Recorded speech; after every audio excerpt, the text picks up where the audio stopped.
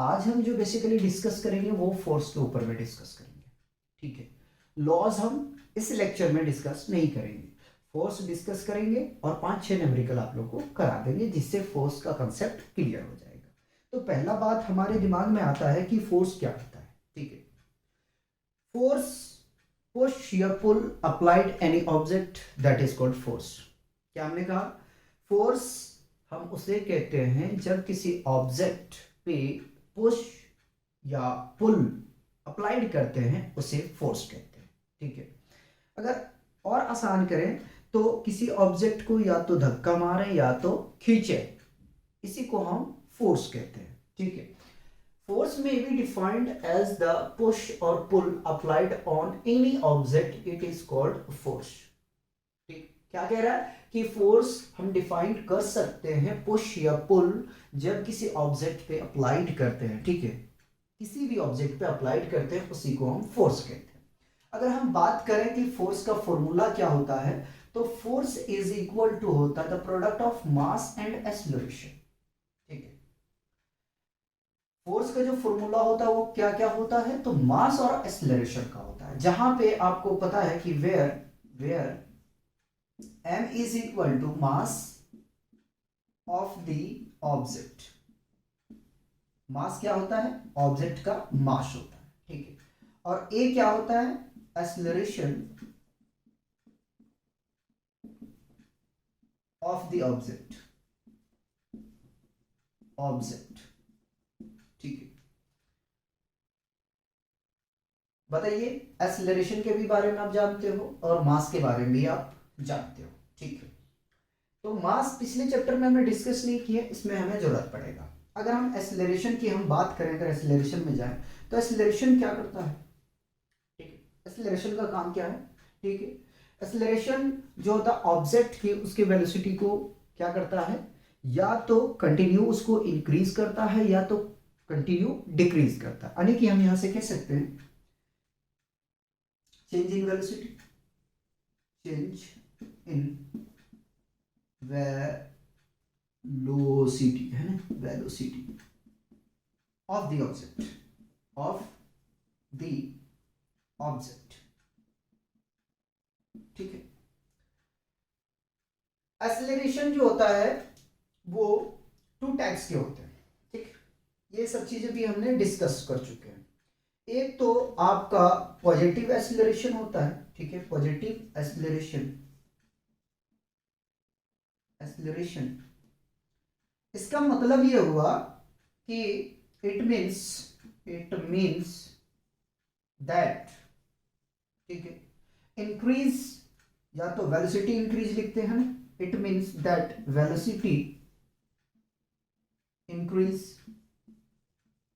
Increases, है ना, increases. और नेगेटिव एक्सेलरेशन का मतलब क्या होता है? अगर नेगेटिव एक्सेलरेशन की बात करेंगे तो इट मीन्स, अच्छा यहां मैंने गलत लिखा है ना, means that velocity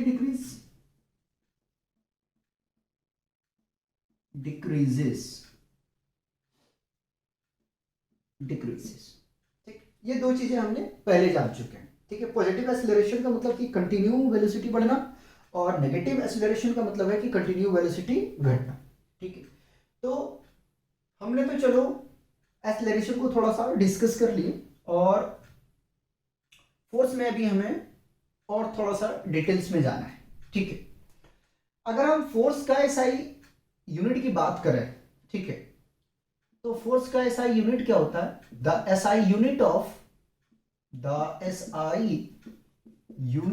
of force is Newton, ठीक है। और जो एसआई यूनिट है न्यूटन को, उसको डिनोट करते हैं, लिखते हैं it is denoted by capital N, ठीक है। एसआई यूनिट को जो है न्यूटन को हम डिनोट करते हैं किससे? कैपिटल एन से डिनोट करते हैं, ठीक है। तो मैं यहां लिख देता हूं, ठीक।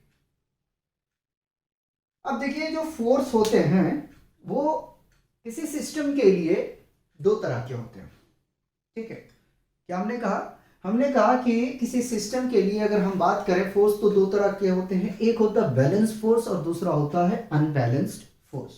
तो हम टाइप्स अब देखते हैं फोर्स, है ना। फोर्स हमने कहा टू टाइप्स के होते हैं।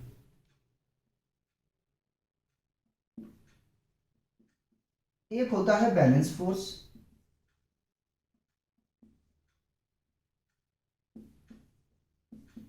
और दूसरा होता है अनबैलेंस।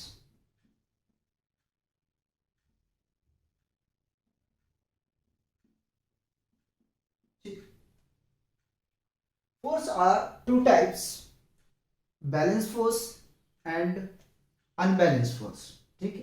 फोर्स कितने टाइप्स के होते हैं? टू टाइप्स के होते हैं, बैलेंस फोर्स, ठीक है। सबसे पहले हम समझेंगे कि बैलेंस फोर्स क्या होता है। तो समझिएगा, सपोज दैट कोई ऑब्जेक्ट है या कोई सिस्टम है जिसका मास m, ठीक, और इधर से मैंने 5 न्यूटन का फोर्स अप्लाई कर दिया, ठीक है, F1 कह देते हैं, और इधर से मैंने 5 न्यूटन का फोर्स अप्लाई कर दिया जिसको हम F2 कहेंगे, ठीक है। तो जब इस बॉडी का, ब्लॉक का, सिस्टम का, ठीक है, हम सिस्टम कहेंगे। देखिए, यदि किसी सिस्टम का नेट फोर्स इक्वल टू 0 हो जाएगा, ठीक है, या नेट फोर्स 0 के बराबर हो जाएगा, तो ऐसे फोर्स को कहते हैं बैलेंस फोर्स। क्या हमने कहा? बैलेंस फोर्स वे फोर्स होते हैं जिनका नेट फोर्स 0 हो, उसे हम कहते हैं बैलेंस फोर्स। पहले लिखते हैं थोड़ा सा, ऐसे समझिए। सपोज दैट, पहले समझा ही देते हैं, सब समझो जरा सा। मान लो कि ये मैंने इस तरीके से हाथ को फैला के रखा है, ठीक है, और एक इधर से फोर्स अप्लाई कर रहा है, एक इधर से फोर्स, यानी कि दो लोग जो है दोनों हाथ पकड़ के खींच रहे, ठीक है। तो दिमाग में ये मत कहना कि हाथ निकल जाएंगे, ठीक है, पहले समझो बात को, ठीक है। खींच रहा है, तो ऐसे फोर्स को हम क्या कहेंगे, ठीक है। क्या हम कंफर्म कह सकते हैं कि वो बैलेंस फोर्स होगा? क्या हम कंफर्म कह सकते हैं कि वो अनबैलेंस फोर्स होगा? ठीक है। तो देखो, कंफर्म हम यहां नहीं बता सकते कि बैलेंस फोर्स होगा, क्योंकि दो बंदे जो है मेरे हाथ, दोनों हाथ को पकड़ के खींच रहे हैं, ठीक है। क्या पता कि अगला, अगर मान लो सपोज दैट कि 6 न्यूटन का फोर्स लगाया और किसी दूसरे ने 5 न्यूटन का फोर्स लगाया, सपोज दैट इसमें 5 न्यूटन का फोर्स लगा, इसमें 6 न्यूटन का, ठीक है। तो मेरा मूवमेंट किधर होगा? 6 न्यूटन की तरफ होगा, ठीक है। तो ये बैलेंस फोर्स नहीं हुआ, अनबैलेंस फोर्स हुआ, है ना। अगर अगर अगर अगर दोनों फोर्सेस इक्वल अमाउंट में लगाते हैं, ठीक है, तो नेट फोर्स क्या हो जाएगा? 0 हो जाएगा। उस केस में जो हमारा बॉडी होगा या हम होंगे, कह सकते हैं, वो बैलेंस कंडीशन में आ जाएंगे, ठीक है। यानी कि नेट फोर्स का मतलब होता है the sum of total forces, ठीक है। नेट फोर्स है ना, नेट फोर्स को लिखते हैं एफ नेट। देखो, इस डायरेक्शन में जो फोर्स है उसको मैं पॉजिटिव लूंगा और जो अपोजिट डायरेक्शन में है उसको नेगेटिव लूंगा। अगर दोनों फोर्सेस का हम सम करेंगे तो क्या आएगा, जरा सा देखो। 5 न्यूटन का ये फोर्स लगा है और 5 न्यूटन का ये लगा है, इन दोनों का सम कितना आया? 0 के बराबर। तो ऐसे फोर्स को हम कहते हैं बैलेंस फोर्स, ठीक है। अगर इसका डिफिनेशन आपसे पूछा जाए तो क्या जवाब देंगे? अगर इसका डिफिनेशन पूछा जाए क्या जवाब देंगे? ठीक है, तो लिख देते हैं 2 लाइन आपके लिए, ठीक है। If the net force of the system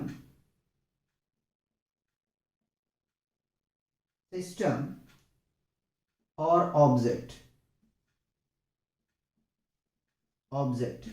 is equal to 0, then the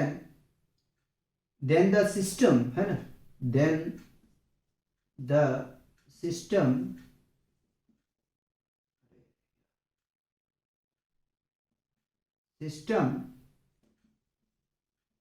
said to be balanced system, balance balance force कहेंगे, है बैलेंस फोर्स। क्या हमने लिखा कि यदि नेट फोर्स सिस्टम का 0 के बराबर हो जाए तो ऐसे सिस्टम को हम कहेंगे बैलेंस फोर्स। ठीक है, ठीक है। तो हम उसे क्या कहेंगे, बैलेंस फोर्स कहेंगे। ऐसे सिस्टम को बैलेंस फोर्स कह सकते हो, ऐसी कोई बात नहीं। तो हम उसे क्या कहेंगे, बैलेंस फोर्स कहेंगे। ठीक है, आगे में बात करते हैं और अनबैलेंस को एक्सप्लेन करते हैं। अगर यहां तक कोई कंफ्यूजन तो मुझे बताओ। ठीक है, अगर कोई कंफ्यूजन तो मुझे बता कि बैलेंस फोर्स में समझ में नहीं आया हो तो, क्योंकि यही डेटा मैं यहां कॉपी करने वाला हूं। ठीक है, कंफ्यूज होकर नहीं पढ़ना है। अनबैलेंस फोर्स क्या होगा, सपोज दैट मैं इसको यहां समझा रहा हूं। एक ब्लॉक है जिसका मास m है, ठीक है, और इधर से लगा रहा है 2 न्यूटन का फोर्स, कम है यार कोई बात नहीं, और इधर से लगा रहा है 3 न्यूटन का फोर्स। ठीक है, तो ऐसे सिस्टम को क्या कहेंगे हम, अनबैलेंस सिस्टम कहेंगे और अनबैलेंस फोर्स कहेंगे। ठीक है, फिर से समझो, कंफ्यूज नहीं करो। ठीक है, अनबैलेंस फोर्स क्या होता है, यदि किसी सिस्टम पे लगने वाला बल, ठीक है, 0 के बराबर ना हो तो ऐसे सिस्टम को हम कहते हैं, सॉरी, ऐसे फोर्स को हम कहते हैं अनबैलेंस फोर्स। क्या लिखेंगे, यहां लिखते हैं कि if the net force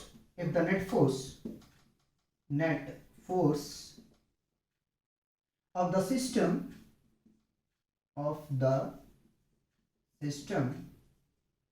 is not equal to 0, that is called unbalanced force। या तो आप कह सकते हैं then the system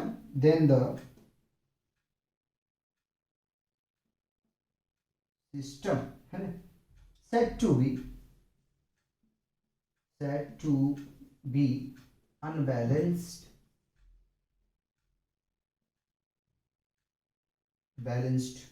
है ना फोर्स।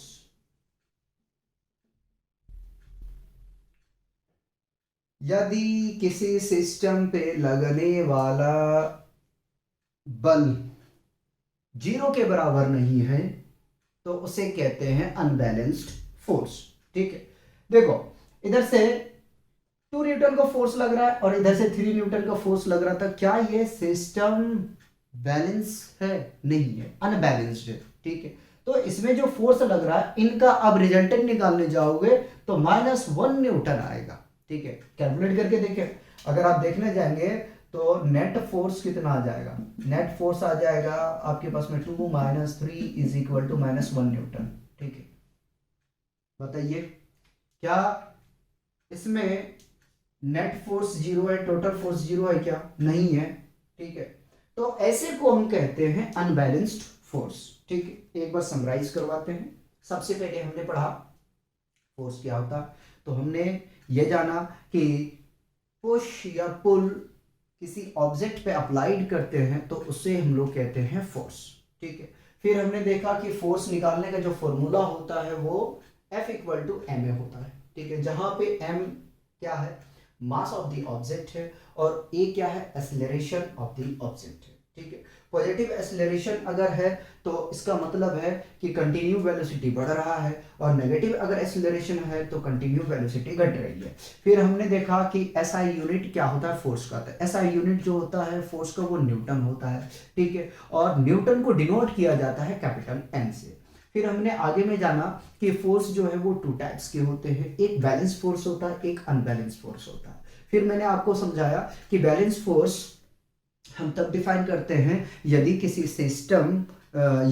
सिस्टम पे लगने वाला जो फोर्स है उसका नेट फोर्स, ठीक है, उसका नेट फोर्स 0 के बराबर हो जाए तो हम लोग कहते हैं कि तो उसे हम लोग कहते हैं बैलेंस फोर्स। ठीक है, और यदि किसी सिस्टम पे लगने वाला नेट फोर्स या तो टोटल फोर्स उस सिस्टम का जीरो के बराबर ना हो तो उसे कहते हैं अनबैलेंस फोर्स। फिर से एक बार रिपीट करते हैं। बैलेंस फोर्स को हमने कहा कि यदि किसी सिस्टम का नेट फोर्स जीरो के बराबर हो जाए तो हम लोग उसे कहते हैं बैलेंस फोर्स, और यदि किसी सिस्टम पे नेट फोर्स जीरो ना हो तो उसे कहते हैं अनबैलेंस फोर्स। अगर यहाँ तक कोई कंफ्यूजन है तो आप मुझे बताएं, फिर मैं समझा दूंगा। अगर कंफ्यूजन नहीं है तो हम मूव करेंगे, इसके प्रॉब्लम को डिस्कस करेंगे। ठीक है।